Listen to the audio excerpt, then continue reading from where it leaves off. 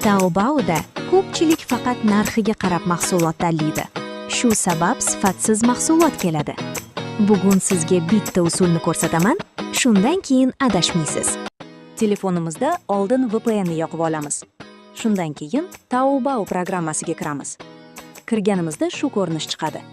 Bu yerdan biz o'zimizga kerakli tovarni qidiramiz. Pastroqqa tushamiz. Mana shu tovarlar menga yoqdi va men buni sifati qanaqa ekanligini tekshirishim kerak. Buning uchun men birinchi navbatda tovarga qancha odam to'lov qilganini ko'raman.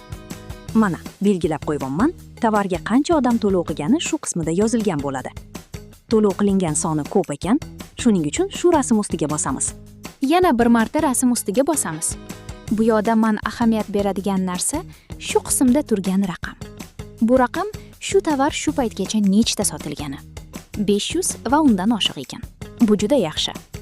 Endi bu qismidan tovarning narxini ko'rib olsa bo'ladi. Yana ahamiyat beradigan narsa shu mashina rasmi tushirilgan joyi. Bu tovarimizni necha kun yoki soatda manzilimizga yetkazib berishi. Bu qismini albatta tarjima qilib ko'ringlar, chunki bir xillada bu qismida 48 soat emas, 48 kun yozilgan bo'lishi mumkin. Hozir 48 soatda yetkazib berilishi yozilgan ekan, bu juda zo'r. Endi pastki qismiga tushamiz.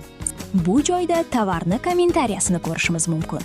Kommentariya qismiga albatta kirib tarjima qilinglar, chunki tovar sotib olgan odamlar haqqoniy baho qo'yishgan bo'ladi va real rasmini ham joylashadi.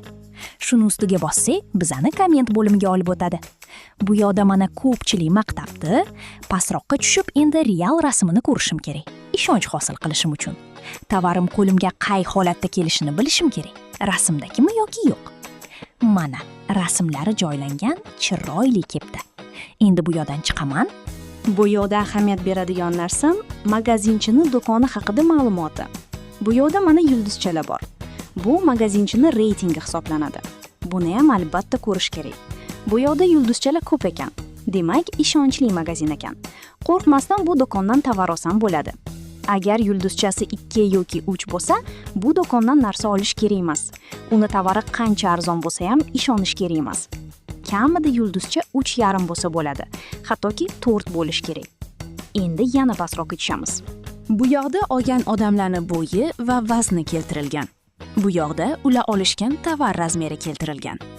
Pastroqqa tushsak, mana tovarning razmerini o'zimizga mos qilib tanlashimiz uchun qaysi razmer bo'yi va og'irligi qancha bo'lgan insonga tushishi haqida standart o'lchovi.